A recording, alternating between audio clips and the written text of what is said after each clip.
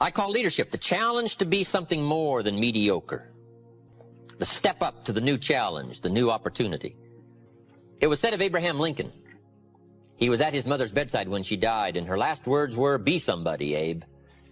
And if that story is true, evidently he took it to heart and proceeded from that moment to become somebody. And that's the key to leadership. Inner inspection of your gifts and your skills, your integrity and your character. The outer look at how you present yourself as you appear. In some of our other lectures, we go through this whole scenario. The inside is important, but also the outside is important. When you meet somebody for the first time, first thing they're going to do is take a look. Now, sure, they're going to listen, but then they're going to take a look. Now, certainly we learn to evaluate people by more than what we see, but at first we're going to take a look. Let me quote you an ancient phrase. It says, "People look on the outside, God looks on the inside." Isn't that excellent information? That's excellent information. So that might mean work on the inside for God, work on the outside for people. You say, well, people shouldn't judge you by your appearance. Well, let me give you a clue. They do. They do. You can't deal in shoulds and shouldn'ts. You got to deal in realities. Now, when people get to know you, they'll judge you by more than what they see, but at first, it's all they got to go by is what they see and what they hear. Now, sure, there's more to come, but at first, you got to pass the show-up test, the challenge to be somebody. Let me just give you a brief list. Be somebody wise. There's no substitute for smart. Volume and shouting doesn't make up for smart. There's no substitute for smart. Be somebody strong. Strength is attractive. And there are many ways to be strong. Decision-making, character, language, right, as well as vitality and health. There's a lot of strengths, and they're all attractive. But let me give you now the refinement of leadership skills. Here it is. Learn to be strong but not rude. This is refinement. These are the extra steps to become a powerful, capable leader with wide range of reach. Some people mistake rudeness for strength. It's not even a good substitute. Next, be kind but not weak. We must not mistake weakness for kindness, because kindness isn't weak. Kindness is a certain kind of strength. We must be kind enough to tell somebody the truth. We must be kind enough and considerate enough to lay it on the line. We must be kind enough to tell it like it is and not deal in delusions. That's a sense of kindness.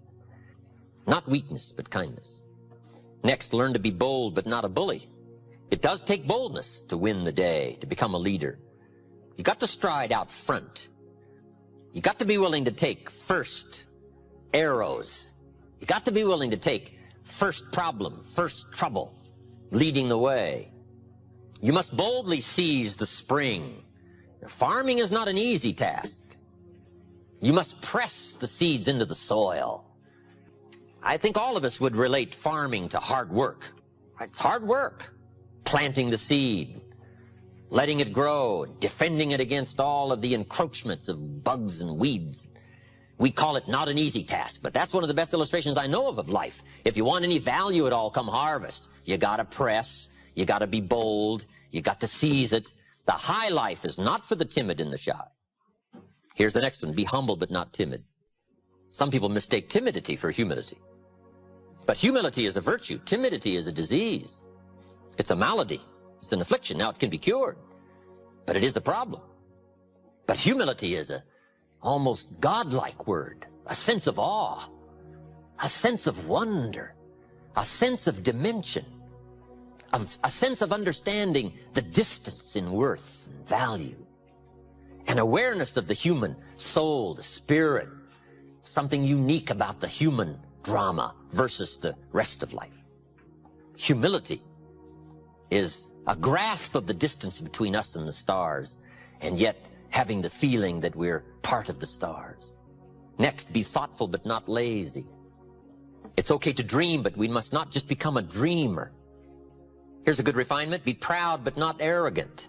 It takes pride to win the day. It takes pride in company, philosophy, opportunity. It takes pride in community, school. It takes pride in group, organization. It takes pride in cause and accomplishment. But the key is to be proud without being arrogant. Do you know the worst kind of arrogance? Arrogance from ignorance. It's hardly tolerable, right? Next, deal in realities. Deal in truth. Save yourself the agony. Just accept it like it is. Life is fairly unique. Accept it as unique. Now, best to call it unique. Some people call it tragic, but it's best to call it unique. The whole drama of life is unique. Here's some stuff that saved me a lot of agony and a lot of anguish and a lot of sleepless nights I used to go through and pulling my hair and wondering. I gave up on all that when I finally understood the 80-20 rule. Let me give some good clues on the 80-20 rule. As a leader, as a manager, being able to influence other people in this 80-20 group, here are some clues. Learn to spend 80% of your time as a leader with the 20%. For maximum efficiency and productivity, it's like trying to solve the seasons. You don't solve the seasons, you learn to work with the seasons. They're all set. And some of these things by history are all set. The key is to learn to work with the way it is set. So part of the key of leadership is learning to spend 80% of your time with the 20% because they're doing the 80%. We would call that good leadership sense. Now you say, how do you do that? Let me give you part of the answer in how to do that. Here it is. Spend individual time with the 20% and group time with the 80%. This is part of the answer to leadership skills. However, guess who wants your individual time? The wrong group. But that's what life's all about, right? Accepting this challenge. So now you've got to be what we call clever. And you've got to be, another key word, diplomatic. Diplomacy and strategy are two key words for leadership to understand. Diplomacy and strategy. Here's part of the diplomacy. Mary comes and says, I've got a question. You say, Mary, bring your question Saturday morning. I'm going to meet with everybody, and I'll cover it then. She says, okay. Now, it might not be that easy. But if you start trying to put this in perspective now, groups, you can deal with the 80% by groups, and you can talk to the 20% individual. Now, the pull is in the opposite direction, and it always is. Now somebody says, well, just fire the 80%. They're only doing 20% of the business. Well, I wouldn't fool with that. Because after you've fired the 80%, before too long, whoever is left, 20% of them will be doing 80% of the business, and 80% will be doing 20%. All right, this is not something you fire. This is something you learn to work with. The 80-20 rule, very important rule. The next subject is called the law of averages. So important to understand the law of averages. The law of averages in a personal sense is very simple. Here's what it says. If you do something often enough, you'll get a ratio of results. It's important for leaders to understand ratios. Because if you're working with people, you got to have some charts. You got to know ratios. You got to be able to evaluate your own performance, their performance. Ratios. What do we mean by ratios? Well, let's say you're in sales, you join a company, and you start representing the product or the service. And you're first getting started, you talk to 10 people. 9 say, no, I wouldn't care for any. 1 says, yes, I'll take some. We call this your opening ratio. You say, well, that's not too good a ratio. Well, it all depends. Okay? But it's your opening ratio. So at first, you don't worry about what the numbers are. At first, you just get some activity going. Now, we call this very simply 1 out of 10. Now, here's what's very exciting about dealing in ratios. Once a ratio starts, it tends to continue. Now, this is some things leadership needs to know so that you're not frustrated. If you talk to 10 people, 1 says yes. If you talk to 10 more, chances excellent, you'll get another one. If you talk to 10 more, chances excellent, you'll get another one. It's uncanny. I don't even know how it works. All I know is it works. Now, once you know that your ratio pretty well is in there, 1 out of 10, now you can start to compete. It is so important to compete, to test your skill against someone else's skill. What someone else can do is a pretty good insight in if you stretch what you might be able to do. So competition is a very healthy thing. Now, you've got to be very smart here. If you've been with this company, let's say a long time, and you've been there so long, you're so good, you can get 9 out of 10, and I just joined and I can only get 1 out of 10. If we have a 30-day contest as to who can get the most to say yes to our product or service, if we have a 30-day contest, you and me, even though I can only get 1 out of 10, I will win. You say, well, I've been here a long time, I can get 9 out of 10. How could you possibly beat me? It would be very simple. Now, it might not be easy, but it would be very simple. During the 30 days, since I understand now these ratios, during the month, while you talk to 10 and get 9, I will talk to 100 and get 10. So that at the end of 30 days, you got 9, I got 10, I beat you. Isn't that clever? Let me give you a scenario here. If you're bright, what you do if you're new, you make up in numbers what you lack in skill. This is called helping people with the numbers, helping people with ratios. Someone says, well, I can only get 1 out of 10. Say, that's got nothing to do with competition. The key is to be bright enough to understand ratios. Here's the next clue. Ratios can be increased. You talk to 10, get 1, talk to 10, get 1, talk to 10, get 1, talk to 10 more, get 2. Why would about the 4th time you talk to 10, you get 2 instead of 1?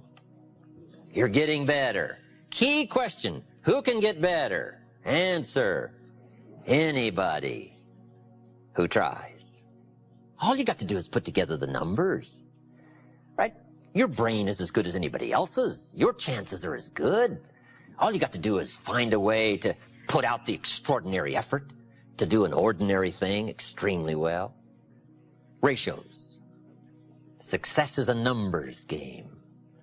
It's important to keep track of your numbers. In baseball, we call it batting average.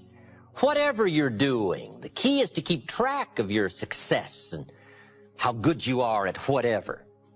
Someone says, well, I'm not very good on the telephone. I'll tell you how you can quickly cure all that, is get on the telephone. I'm telling you, you can get better at anything. All you've got to do is attempt it and try it and start putting a string of numbers together and keeping track and understand your own ratios. I teach a very simple sales course. Let me give it to you in 3 points. Number 1, talk to lots of people every day. It's a simple sales course. Number 1, talk to lots of people. Isn't that simple? It's a numbers game, especially if you're new. And here's what's exciting. There's lots of people. You don't have to worry about people. So just talk to lots of people, even if your presentation is very poor. If you put the numbers together, I'm telling you, something will happen. If your presentation was so poor, you went around every day saying to everybody you could meet, you wouldn't want to buy anything, would you? Sure enough, somebody's going to say, well, maybe I would. What are you selling? If you put the numbers together, if you talk to lots of people every day, 2 things will happen. Number 1, you're bound to make sales. And the reason is understanding the numbers. The numbers, you don't have to be so cleverly skillful. All you got to do is be bright enough to understand that numbers can make up for lack of skill to begin with. And if you're in a leadership position to help people, help them with their ratio. Let's go over these numbers one more time. How many calls? Who did you talk to? Okay.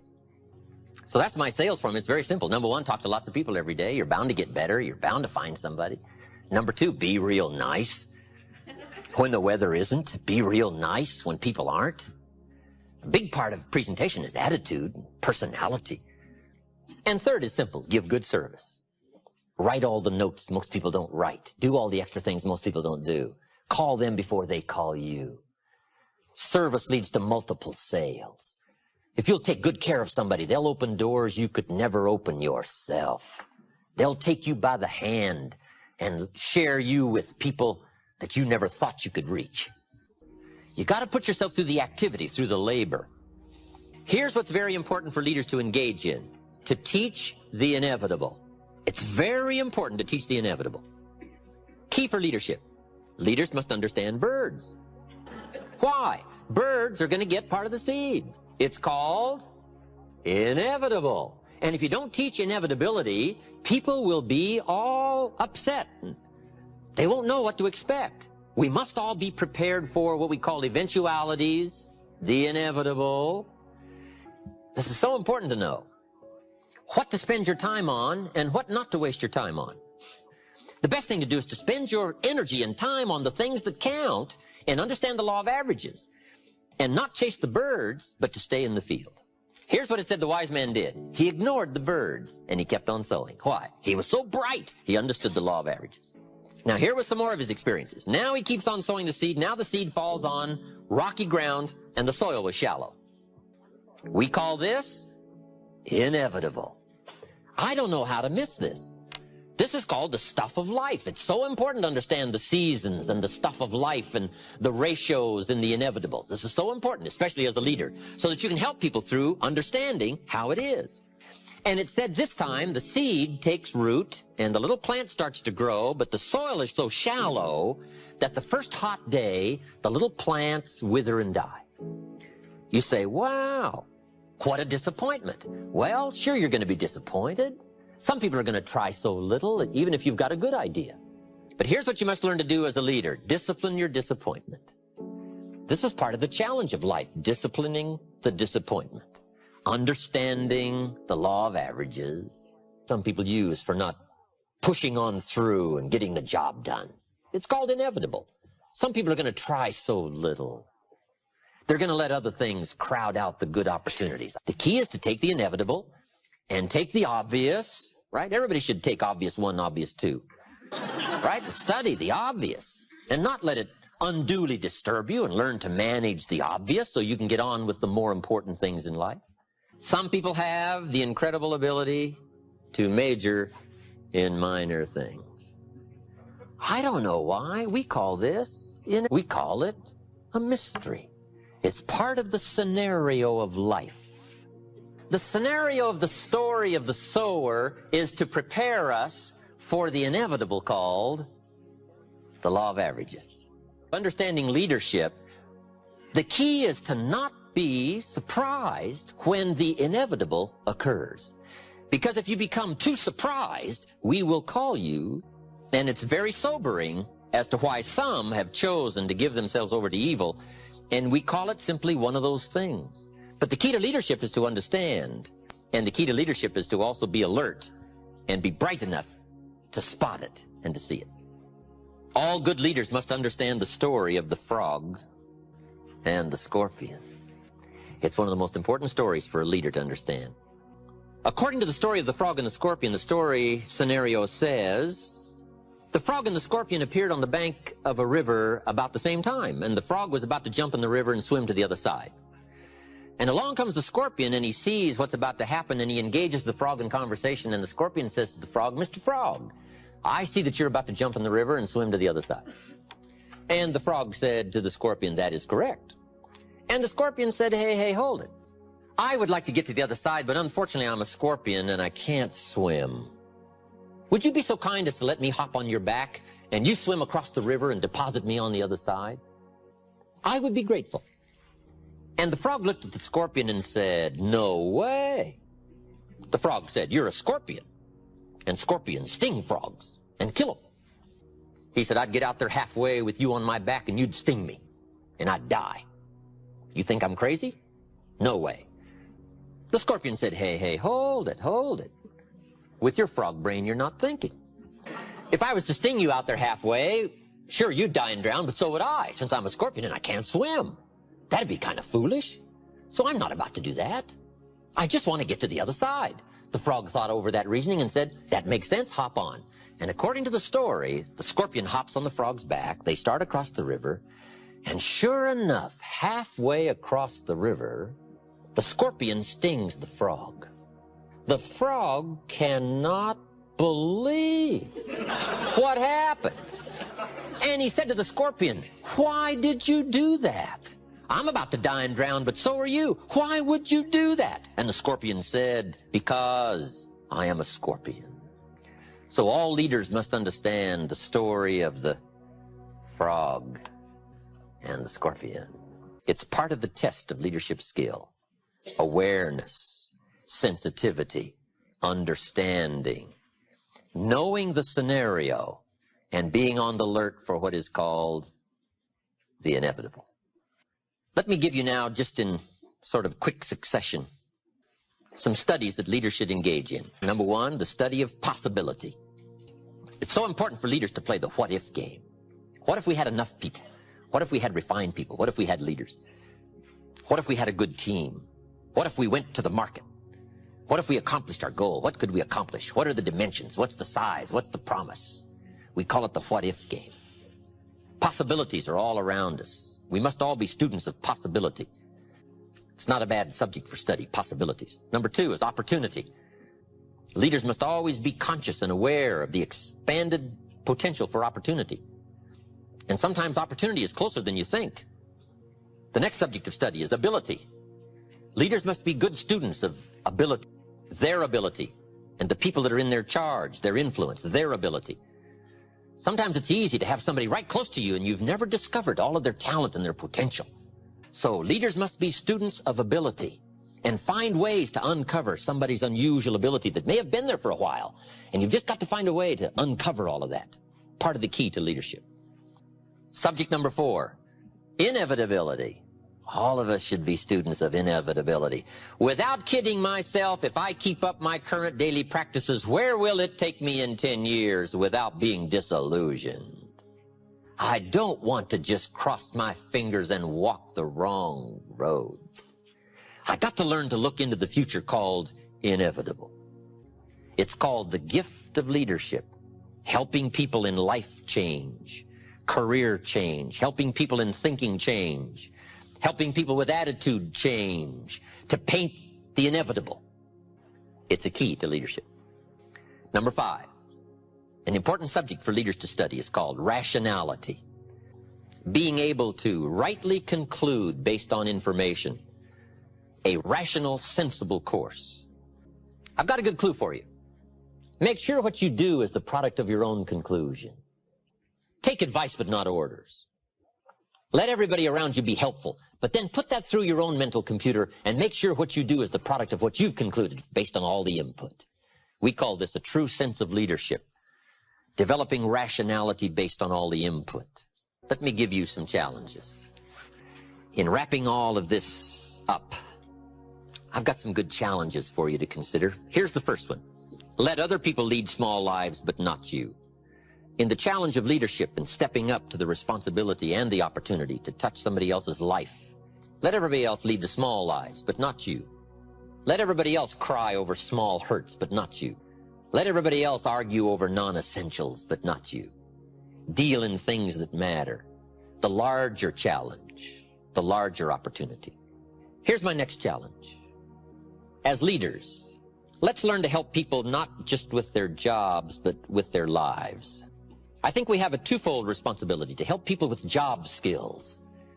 But I think the greater responsibility is to help people with life skills. Let's don't just teach people how to work. Let's teach people how to live, how to assimilate and accumulate. Far greater treasures than just a paycheck.